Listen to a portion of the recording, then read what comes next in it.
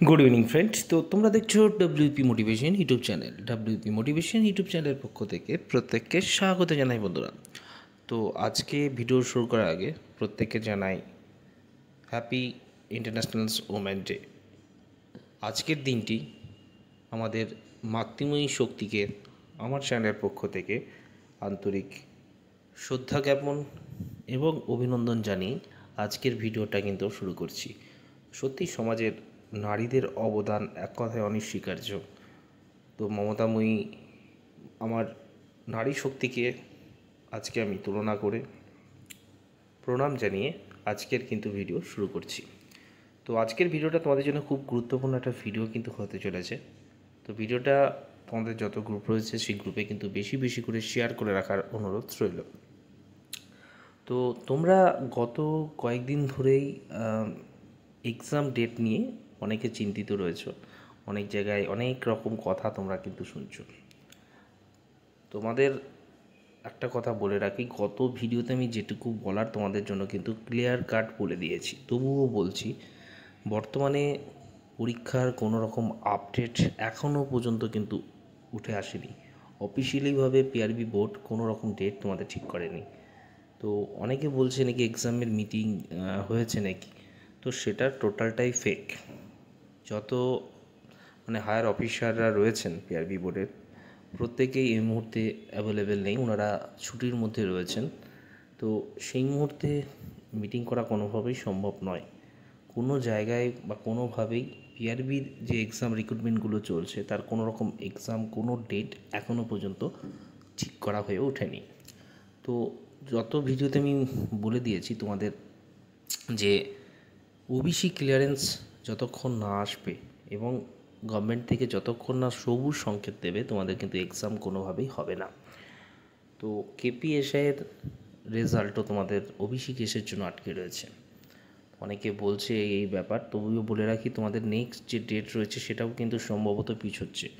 কারণ রাজ্য সরকার এই মুহূর্তে এই সোমবার থেকে সার্ভে করার প্রক্রিয়া প্রতিটি পাড়ায় পাড়ায় প্রতিটি অঞ্চলে বা পৌরসভার মধ্যে কিন্তু সার্ভে শুরু হবে, যেটা মার্চ মাসের একদম শেষ পর্যন্ত চলবে। সেক্ষেত্রে তোমাদের ওবিসি কেসের যে শুনানিটা, যেটা 18 তারিখ হওয়ার কথা রয়েছে, সেটা কিন্তু সম্ভবত পিছিয়ে যাবে এবং সম্ভবত মাসের শেষ নাগাদ হয়তো হওয়ার একটা কথা কিন্তু রয়েছে।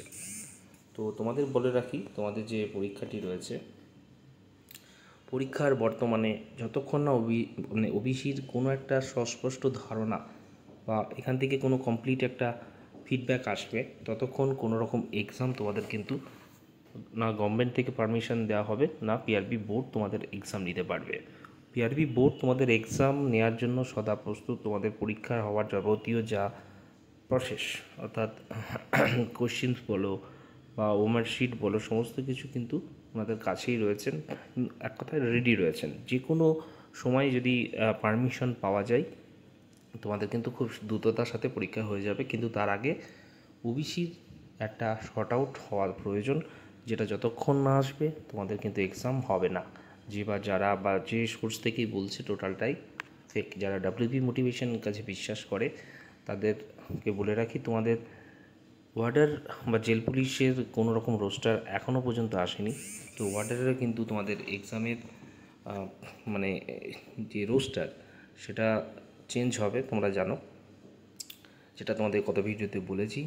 তো এর জন্য সময় লাগবে, ঠিক আছে, কারণ বয়স হয়তো ইনক্রিজ হবে, পরীক্ষাও দুটো হবে, তো অনেক কিছু চেঞ্জেস আনতে পারে। ওর জন্য রোস্টার নতুন করে বানাতে হবে, তার জন্য কিন্তু সময় লাগবে।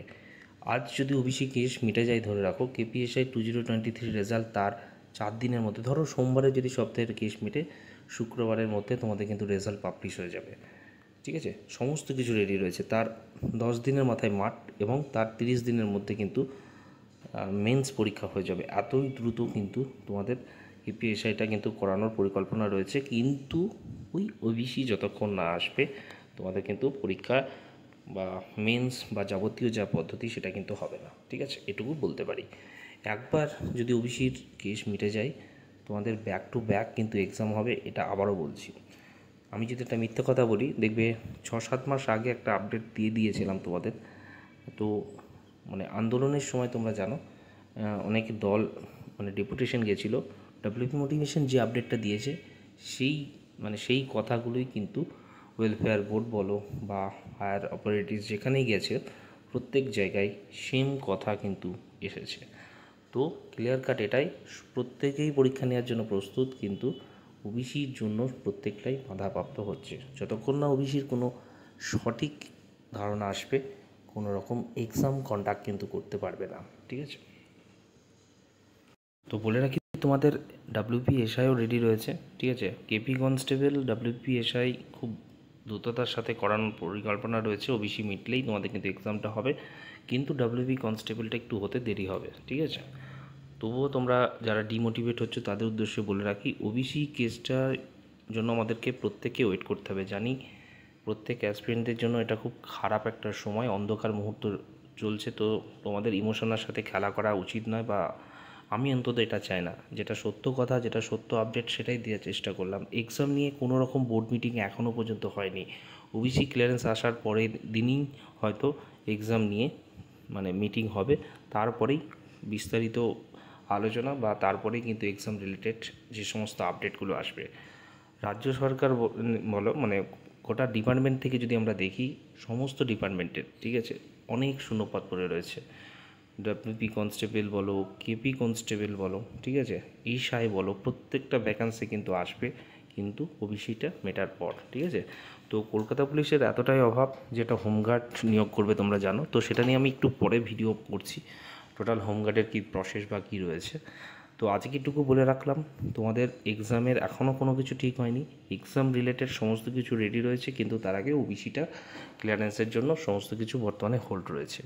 ওবিসি কেস বা কোনো রকম একটা শর্ট আউট হলেই তারপরেই তোমাদের কিন্তু এক্সামগুলো শুরু হবে। ঠিক আছে, কোঅপারেটিভ এক্সাম যেটা নিয়ে কথা হচ্ছে সেটাও কিন্তু বর্তমানে হোল্ড করা হয়েছে। ওকে, আজকের ভিডিওতে তোমাদের আশা করি সমস্ত কিছু বোঝাতে পারলাম। এরপরে যদি কোনো জিজ্ঞাসা থেকে থাকে কমেন্ট করতে ভুল করো না। সিভিল ডিফেন্সেরও কিন্তু ভ্যাকেন্সি আটকে রয়েছে এটার জন্য। ঠিক আছে, এটা বলতে ভুলে গেছিলাম, সমস্ত দপ্তরে কিন্তু বিজ্ঞপ্তি আসবে, কিন্তু ওবিসিটা মিটতে হবে। চলো বাই, টাটা, গুড নাইট।